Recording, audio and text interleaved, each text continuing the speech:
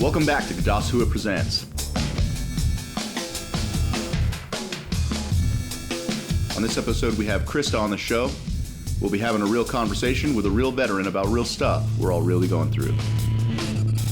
So you're Air Force, so Hooah? Yeah. Hooah, right? Yeah, Hooah, anything like that. You stay Hooah, good. Say it a little fast, I guess. Good. So, yeah, an airman. Yeah. I was in security forces. Oh, okay. So, if those who don't know what that is, it's a cop, basically. Yeah. So, when I joined the military, I wanted to join the military, but I also wanted to be a cop. So, I was going back and forth. Yeah. And then I figured, why can't I do both? Right. So Air Force, you chose Air Force. And you chose Air Force because that was the most badass career path you could choose, yeah? Sheriff Force, right? Is that what they call us? I looked in the Army. I looked into the Navy. I looked into being a Coast Guardsman. Okay. The only one I didn't, like I said, I didn't look into being a Marine because I just didn't think I was physically qualified for that one. So. Yeah. Now the Coast Guard, well, that gives me, so I have a couple questions I want to ask you now. Mm-hmm. But so the Coast Guard is a good path for a person that wants to be a police officer, right? Yeah. I mean, because that's you're law enforcement. Mm-hmm. I mean, it's a military force, but the whole thing is it's law enforcement, right? Yeah, because it's all the drugs and all the stuff that's coming in, weapons and illegal stuff like that you're trying to get that. Yeah. So, but you chose Air Force over this even still. I did, and it just came down to how I felt about it, I guess, in the end, is I think that as a woman, I have to really look at where it's going to best fit me. Yeah, right. Yeah. And I thought the Air Force, it would be a better fit for me, being a woman. So, and I had more friends I known that were in the Air Force. Unfortunately, there's no other family member in the military. I'm the first one. Oh, okay. So I kind of had to choose the path. Yeah. So, I mean, that's just they showed me security forces, and it looked badass, and I wanted to wear a beret, and I wanted to, and that's what I wanted to do. Yeah. And I wanted to help people. Yeah. So that's way cool. that's what I chose. Yeah, well, I think that was a good choice. Yeah. I think that was a great choice. I'm a respecter of the services, man. Every one of us got our place and our part. Mm-hmm. You mentioned Sheriff Force there, right? And we jab a lot. Oh, everybody does. Everybody does. And it's all good and fun. Yeah. But have you found, like, so you come from security forces, which is like, you guys are pretty tough guys, right? You guys gotta keep pretty astute and pay attention, right? Lots of training. Sometimes, people like, I'm a pogue, right? There's, I'm not an infantryman, Yeah. And when you start to talk with people, they're like, if you're not a ranger, in the Army, if you're not a ranger, you're nothing. Or you're not special forces. They're like, oh, well, how come you were seeing this and that and that and this? That doesn't make sense to my stupid brain. Oh yeah. Do you encounter that? With my job, I got to encounter every single MOS. Yeah.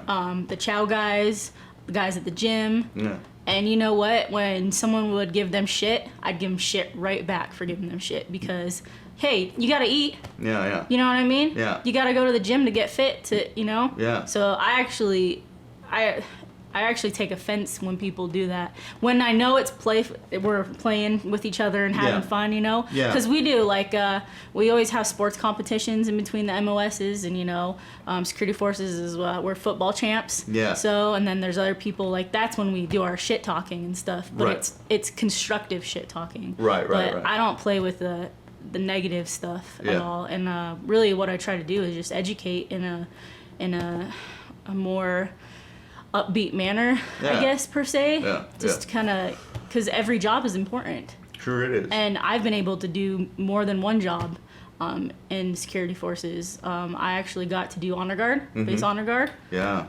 Which was probably the best job I've ever done in the real military. Demanding. You got to be real squared away honor guard. It was awesome. Yeah. It was a blessing, though. Yeah. So, and that's actually where I met most of my people from different MOSs, because it wasn't just security forces, it was everyone around the base that was doing that. Right.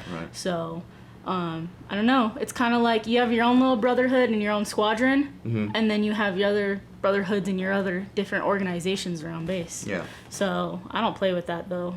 Like, I know when it's a joking time, you know? Yeah. Because my little brother, he's actually going in the Marines. Yeah. So he's giving me shit already about, okay. chair force, haha. Yeah, he ain't even a Marine yet. He's not even in there. I'm like, you're not even in there. Like, wait till you're finished, and then you can talk your smack, and then we'll have fun. So square that civilian up, I'm trying, man. But no, I've run into it, and I've even run into the you're a female in security forces. Like, a lot of older vets, not a lot of them, because they are vets are the most respectful people you'll ever met. But you know, a couple of them, you'll run into them. They'll be like, me and my friend went to get some food one day, and we're in their uniforms, and he's like, oh, they let girls in the military now? And we're like, we got this guy was joking, you know? And we're like, yeah, sir. And he goes, what do you guys do? And we're like, we're cops. And he goes, oh, God, dear Lord. They let women in cops. And we kind of just stayed polite. And, you know, sir, there could be real advantages to having women in. Like, you know, we didn't want to be rude or nothing at all. But, I mean, it did get our engines going a little bit. As soon as we got in the car, we both looked at each other and we're like, did that just happen? Like, did he just go off on us? Like, what year is it? But nah, but I try not to let those things get to me at all. Yeah. So. Well, that's good. But it does happen, and it does rouse you a little bit. Yeah. Sometimes it rouses me. Yeah.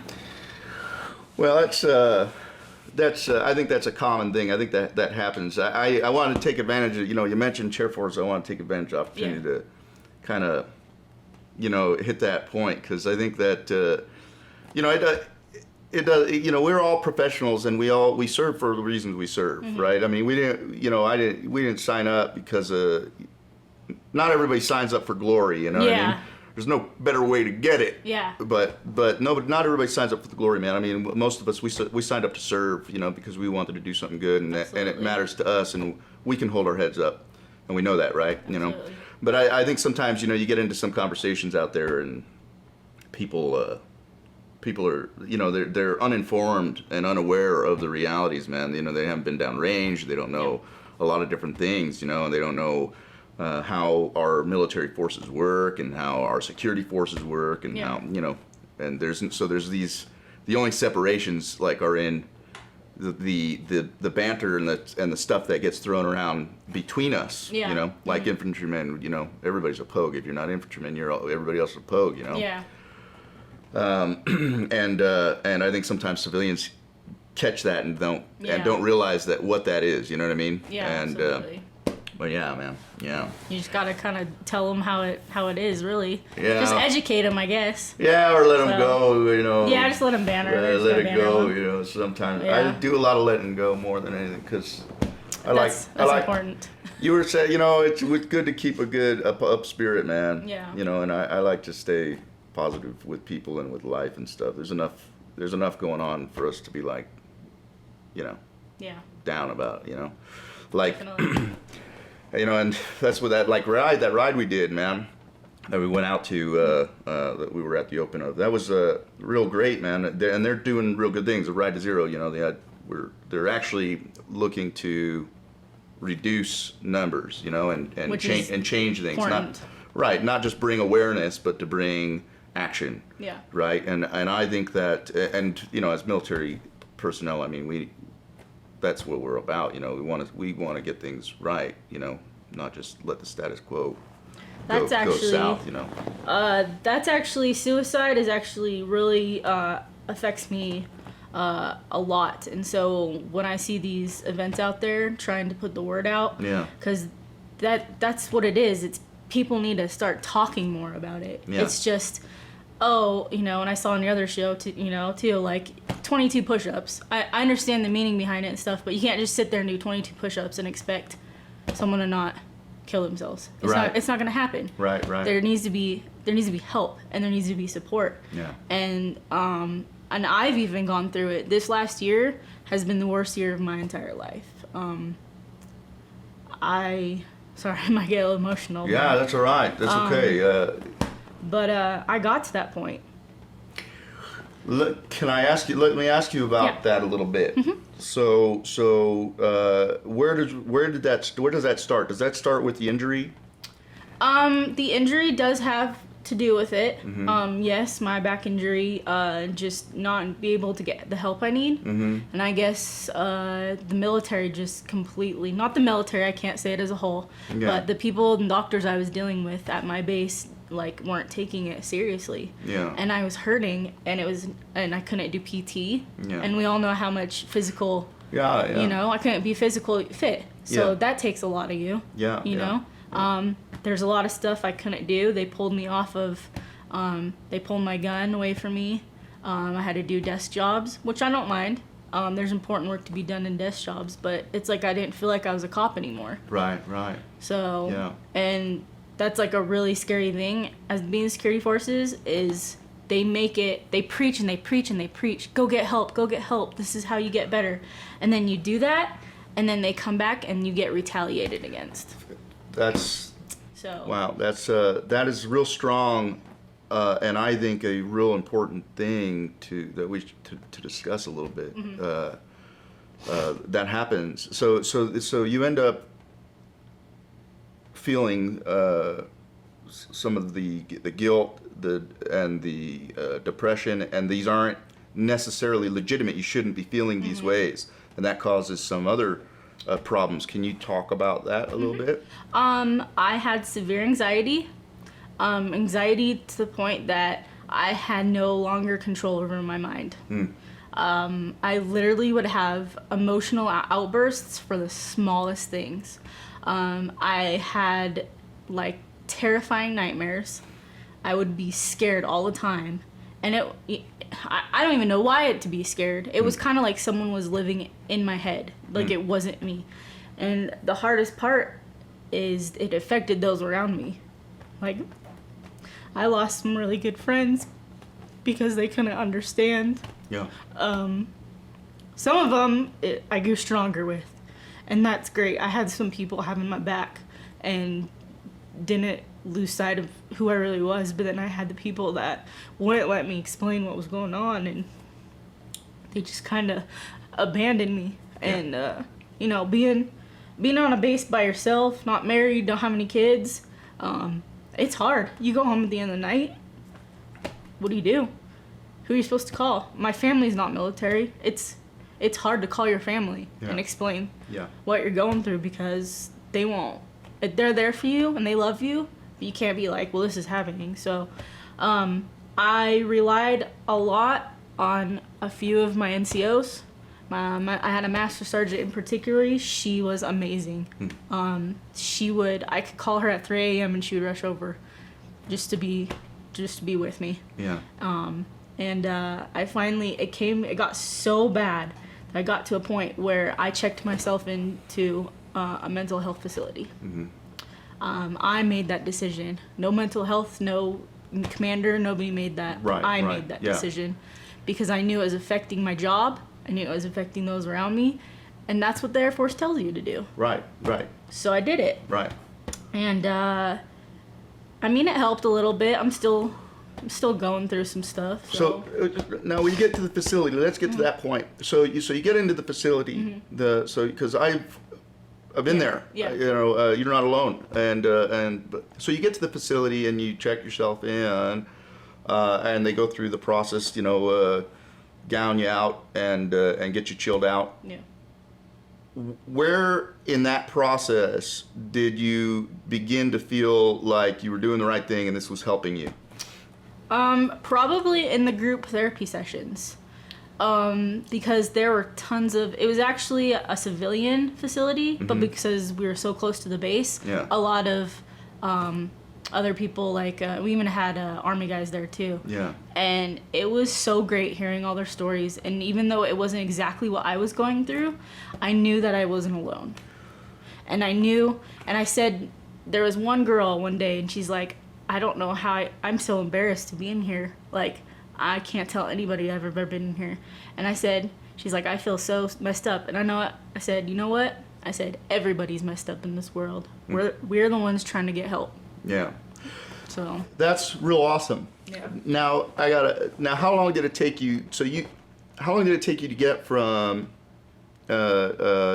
you walk in the door and they take your shoelaces to you're finally talking like a normal person with these guys in this circle. Well, I did the outpatient program. I didn't do the inpatient So program. when you say you checked yourself in. Yeah, it was. I forgot to mention that it was. You walked in. Yeah, I walked in. You went to a walk-in to just okay. Yeah, so it was an outpatient. Very cool to clarify. That's very cool. So I still got to go home at the end of the night, and right. that was important to me because I had just gotten a dog. Yeah. Which I think you met. Yeah. That's Sophie. Yeah. And I'm really close to her, so I did not want her to be alone. Yeah, she's beautiful. Yeah, she's amazing. So I did that. I felt that was the right thing for me, so I could still go out and be social and do things like that. Right. So it just, I still knew after I left that facility that I had work to do, and I still have work to this day. Well, and that's it is a process, right? Now, I appreciate what you say when you say, you get into this circle and you start talking with people, hearing these other people's stories, and it started to, make a difference. I have had experiences that were maybe very similar, but not only similar in the sense that I got myself to, I followed the instruction and the training that I had and went and got some help when I was encountering some trials, Yeah. Anyways, but when I got into that, I felt similar. It was nice to be able to communicate with guys that, with other veterans and other soldiers and other warfighters. Yeah. I had a hard time getting involved with the whole program of stuff because I never felt like I was messed up. I realized I was going through some stuff. Yeah. But I felt like I just needed the support that was present in my service. Like, Absolutely. Where did my battle buddies go? Where did my chain of authority go? Where did all the guys and gals that were always going to be there because that's the way we work, Yeah. Where did all that go? And my family was falling apart. My wife's leaving. All this, so I was really, really, really struggling with that, and those were helpful to me. I think that what you share, getting there. I think how to get there and getting there is an important thing, and the fact that different people's experiences are different, and where we're coming from is different, is not something to get hung up on. Because where we're going is the same. We're going to the best of ourselves and the healthier mindset and the things like this, right? Thing to go towards. Yeah. So we're ending up being able to rely on each other, and man, I'll tell you what, that ride to Zero, the opening of that ride, and I have found this the same at the majority of the biker get outs that I get to, I ride and was riding real hard. Even my father and I used to be riding partners. In fact, after I first got out of the military, and man, the camaraderie and the brotherhood that is present there is so soul saving. I mean, it literally takes for me, it's like this alleviation of the fuckets and all of the stresses that cause you to get there. How do you feel with that? Is that something that you relate to? So I'm trying to find mine. Yeah. My dad rides bikes. I ride dirt bikes, so it's not like the same thing. It's got two wheels and a motor. Right? When I got home, it's very important to me to find a group to kind of interact with, because and you know this, not being a part of something anymore, it was like, what am I supposed to be doing? I sit on my couch, like, what is my purpose now? Yeah. And it's a really hard thing, and it puts you in a really bad depression because, you're part of this group, and as much as you guys, threw punches every day at each other, you'd have each other's backs. Yeah. And you get home, and everyone's got their own lives going and things like that, and none of my friends have been in the military, so it's like, what do I do? And I looked and I searched, and I don't know if I was looking for the right things or what, but I could not find any support groups. And so that's when I started looking on, I know they have a bunch of motorcycle groups, and I even talked with the chairman or whatever, and I said, look, I don't ride a motorcycle, but I'm more than glad to volunteer to sit at a table to do anything because I need to be a part of something again. Yeah. And I need to be around people who are my people, who know what I'm talking about and what I'm going through, and like, oh yeah, I did that. Oh man, that was fun. You know, you can laugh at it at the end of the day. So that's Facebook is my outlet. I just look up all sorts of things for causes, and I'll go. Yeah. And that helps, and that helps. Yeah. That helps, yeah. And I mean, look at it. I ran into you, and you know, it's great. It's great just talking about it. Yeah. That's one of the most healing things, is putting it out into existence that it did happen and that you can get over it. Yeah. And so. This is awesome. That's real good. That's right on. Right on. Yeah. You talk about, you know, everybody's got their own lives. You know, you're coming home, and you're coming from this, like, one of the most awesome organizations on the face of the planet as far as organizations go, and you have this camaraderie and this brotherhood and this respect of the uniform and the badge, you know, and the gun. Absolutely. And there's a high level of respect amongst one another, and for everything that you can do, and you know how to do the great things. You can literally have lives in your hands and handle well. So you come from this, and then you're looking with civilians, you know. Yeah. And you're finding that they're all busy too, and everybody's got their own lives. And when you get to that point, where there's nothing here, what drives you to not quit? I mean, what drives you to say, well, this isn't a time to stop searching just because I'm not finding it, and just because these guys aren't here. I mean, well, one of the things that holds me back right now is my back injury. Mm-hmm. That's a lot of the reasons I can't go out and do a lot of things, because I can't be physical right now. Yeah. So, but thank God, I told you the other day I got granted 100% disability. Yeah. And then I haven't seen you since then, but I got the okay for back surgery from the VA. Good. So I think that's my pushing point when I get back on my feet. Yeah. It's just, I'm gonna hit that ground running. I'm gonna, I'll probably go to school. It's weird. I've done so many jobs in my life where I wore a uniform that it's just weird not to wear a uniform. Yeah. So I'm thinking about going to school to work for the forestry department, and help out there. Yeah. Because I love helping people. Yeah. Service. Yeah. Yeah, and so. So I guess what I'm trying to get with that was just, so there's a point that you encountered, and in talking with you, I've seen that you've encountered this point a number of times where, some of our brothers and sisters are stopping at some of these points, and they're done. Yeah. And they're saying no, and I'm wondering, well, why didn't you? Whew. I mean, is there a faith thing? That's a hard one. I mean, absolutely. It's a mixture of things. It's a mixture of pride, I guess. I want to make my family proud. Mm-hmm. And it's myself. At the end of the day, the only person that can save you is yourself. Mm. It's literally a battle with your mind. Right. You have to climb up in there, and you have to look yourself.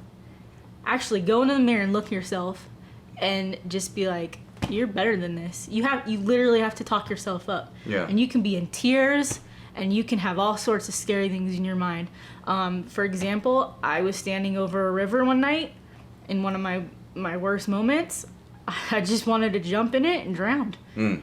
And I stood there. And it's like my body would not let go of the ledge. Mm-hmm. Just something was making sure that I didn't go in there. And I just stared at it for a good 30 minutes.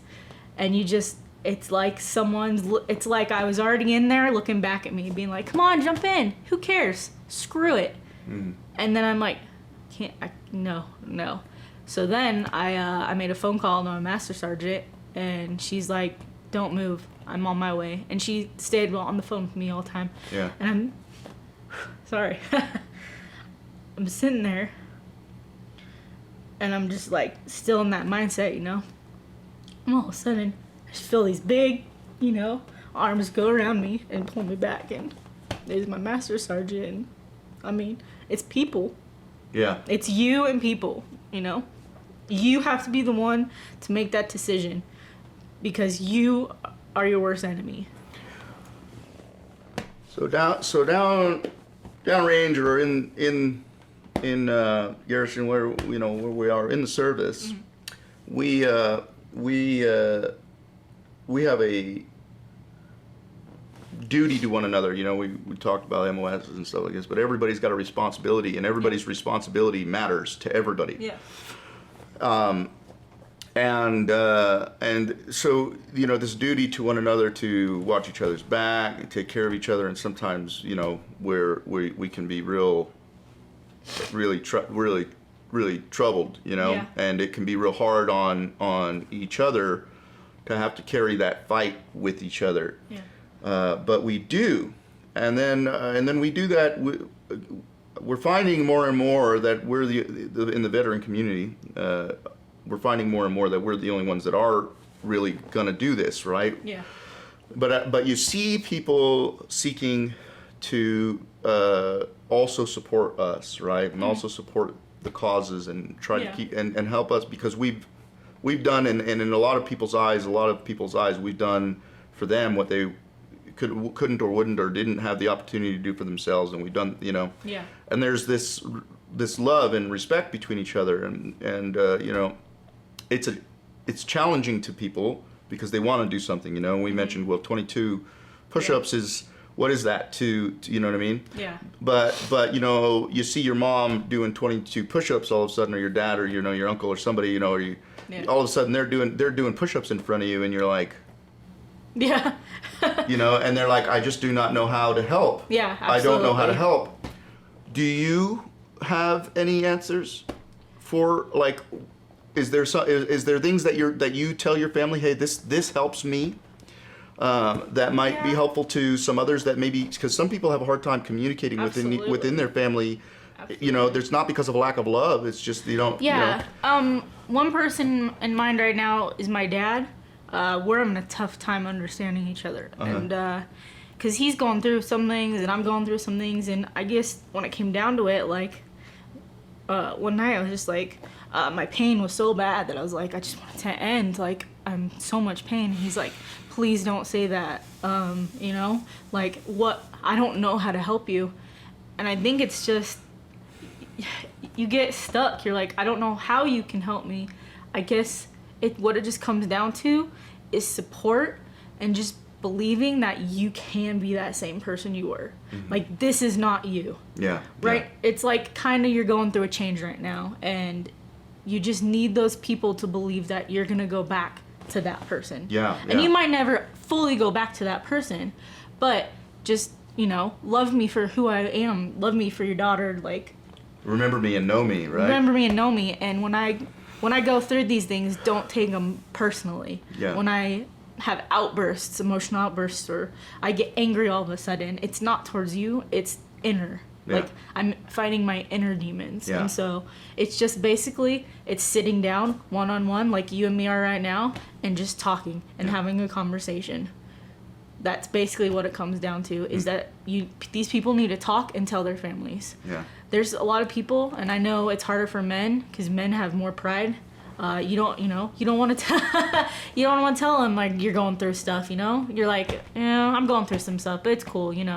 But you really just let it go. Let your guard down and let people know you're going through something. Yeah. I think it's just being emotionally raw with people and opening up ourselves and letting them know what's going on and being truthful about it.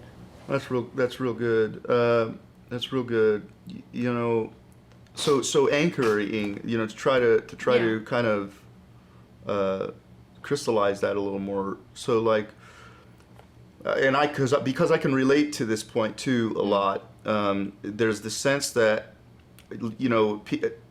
when the world around you thinks that you're losing yourself and they're losing you to something, the lack of faith in that reaction, that way of dealing with things, is real hard for me, and causes me a lot of stress, a lot of problems. I have a hard time with, and it really puts me to where, you know, I just gotta find if I have any left in my pocket, and I just gotta put, because I can't have any left to give, because that, you know, is the people that you trust and you rely on, and that you remembered when you were in harm's way, and that you thought about, you know, in these challenging times, are suddenly, they've totally lost you in their eyes, and you're not even you, and you're not even the same person, because of, you know, behavior and stuff that you're going through, you're trying to get through. And what you said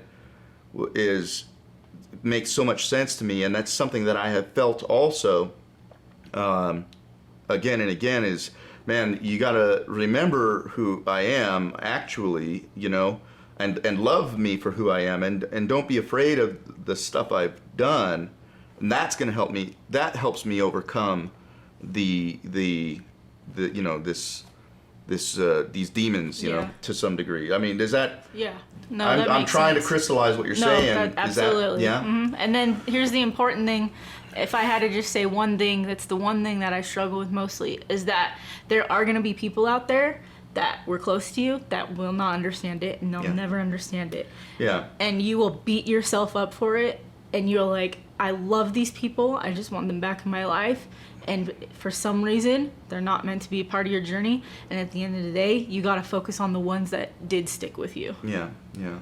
That's good. I think that brings another point that's real important up, is so, because it's not fair of us who have gone through these changes. I mean, you know, you weren't a gunslinger your whole life. You know what I mean? You weren't an armed enforcer your whole life. You know, you were somebody else. You know, and you know, when we become proficient in our profession of arms, there are some things that change, you know, and it is not wise to ever let go of those things, because we're gunslingers, because we carry firearms, because we use firearms, because, you know, we are in a profession of arms. And so so there's certain things that, you know, you don't let go, you don't really want to let go of, right? Does that make sense? Mm-hmm. But it's not fair. I think it's not fair of us to, when we fall in with some of our old friends that maybe we, like you're saying, maybe they don't belong in the journey that way anymore. They were a part of a former part of it or whatever, but we don't have to lose love for them or love for ourselves, and they don't have to lose love for us. Because of our changes in life. I mean, because life is a process of growing, and it doesn't change. That's just reality, and so it's healthy for us then to go that way, to say, hey, I love you, man, but it's obvious we're not gonna be able to hang no more, because, you know, I'm gonna kill myself if I keep hanging around with you. I get depressed because you think what I've become is no good, and things like that. You have to get around the people that honor who you are and what you are, and if no one else but you and your dog are doing that, then that's who you got to get around, right? Some of the friendships I lost some, but also some got stronger. Me and my best friend, we went at it every day. We would get in these huge arguments over nothing, and it was just because I was going through something, and we still talk every day now. And she never lost sight of who I was. So that's real good. Friends like that are there's no price to their value in our lives. So now you're a civilian veteran. And you're going through the processes of the changes, and we've talked about some of those a little bit, and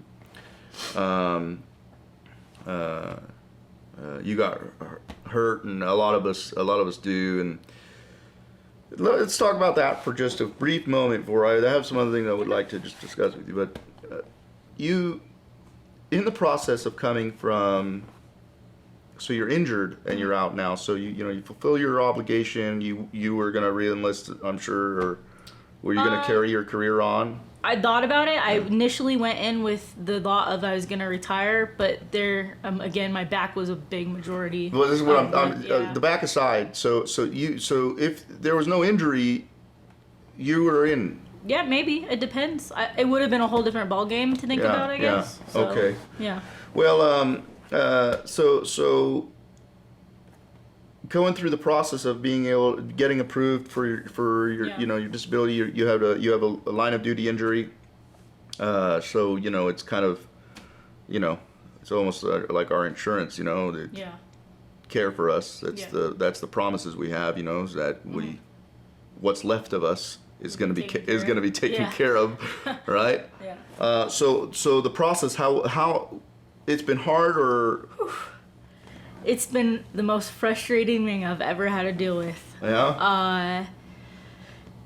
In the military it was frustrating, and out I don't want to bash the VA because there's some great things that they do, and they really, when they get down to it, the stance for the VA is amazing. Yeah. It's supposed to take care of our veterans, but I've run into some problems of just getting taken care of, and I guess taken seriously, because there are nights when it reaches a 9 and I just am screaming in pain, screaming, and I just can't take it. And I've been in the ER multiple times. We can't do anything for you. The ER says no, nothing, huh? Yeah, can't do anything for you. You have to wait till your back appointment. Okay, well that's 6 weeks out. Like, what am I gonna do? And I asked for pain medication, and my whole military career, I went without pain medication. Yeah. It was a pride thing. I said, I don't need it. Yeah. I'm gonna start to stay away from it, but it's gotten to that point where I need pain meds. Yeah. And they're saying some new FDA regulations stating that they have to be really careful with pain meds, and so basically I didn't get anything for relief until my back surgery. So it's really frustrating, and I've contacted my patient advocate.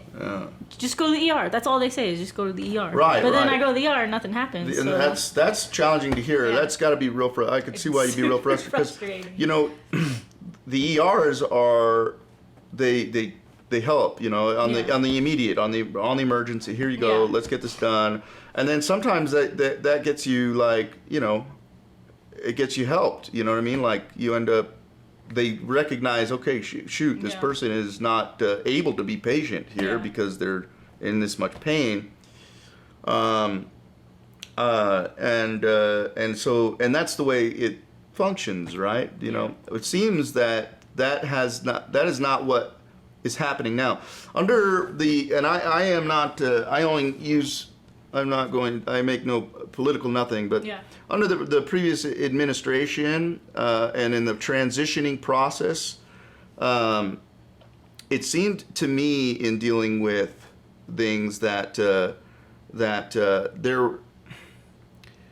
were, and I use it as a maybe a point in time reference. It seemed that there was a greater effort to help and almost an outreach to help me. In fact, there was outreach to me to help me, which I think helped a lot. And over a course of time, coming into now, I'd say over the course of the last 3-4 years, especially, there's just been this skyrocket in all sorts of complaining and people running into problems. That's what I hear. And I'm like talking to you now, and you're like, I go in, and they're like, no, and you got this freaking appointment way out in the, a month and a half from now, and here you are. What do you do in the meantime? And there's nothing. You're having to go and seek help, and which is what we're supposed to do.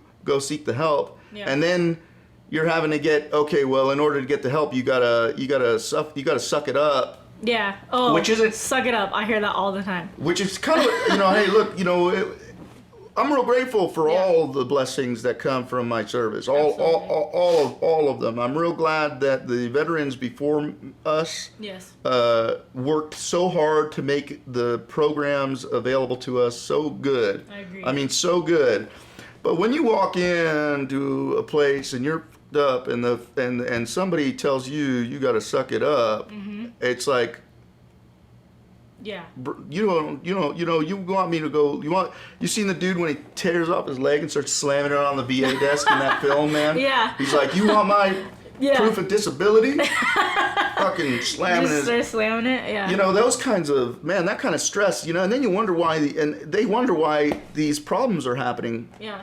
All I can say is that my experience is that the outreach and the care has seemed to change over the course of a period of time. And I do not know if that's a morale issue because of what's happening behind the scenes with you know, Congress and whoever the hell's in charge of whatever. Doing all that, I don't know if it's coming from that side and that morale issue is causing everybody to start acting like shit, or or if it's because everything's been shit and I just never knew how shitty everything was because everybody was taking good care of me. Yeah.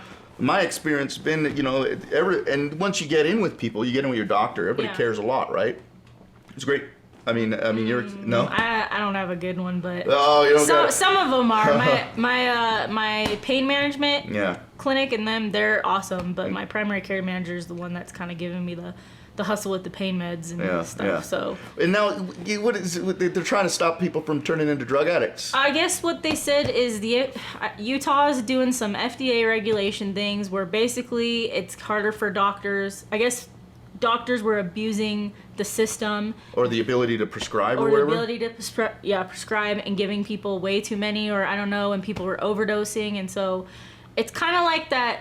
It's kind of like that, you know, the kid eats the candy on the bus and leaves the wrapper, and now none of the other kids can eat candy on the bus. It's like that metaphor. Well, I'm not going to overdose. I really legitimately need it for pain. Right. But now these... So how do we go from that? Man, I guess you just suck it up. I guess you just suck it up. That's all right. It used to be security forces. You can suck it up. Yeah. All I can say though is they can't get mad at people for self-medicating or anything like that because. Well, and that's what's going to happen, right? I mean, more drinking, more. I mean, that's destined to happen. You know, they're going to have less control over the situations because they're trying to overly control the substance. Perhaps that's the case. That's very sensible. And I think we've seen things like that happen in the past. There's plenty of what an interesting thing. How? Yeah. Well,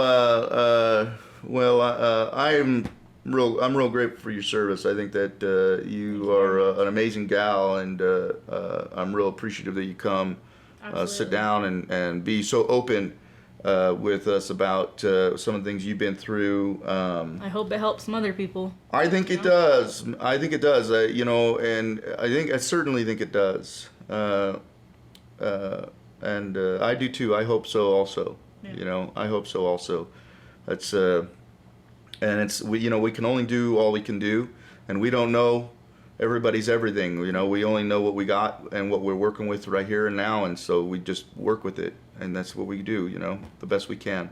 I just wanna see people that are thinking about committing suicide, just get help.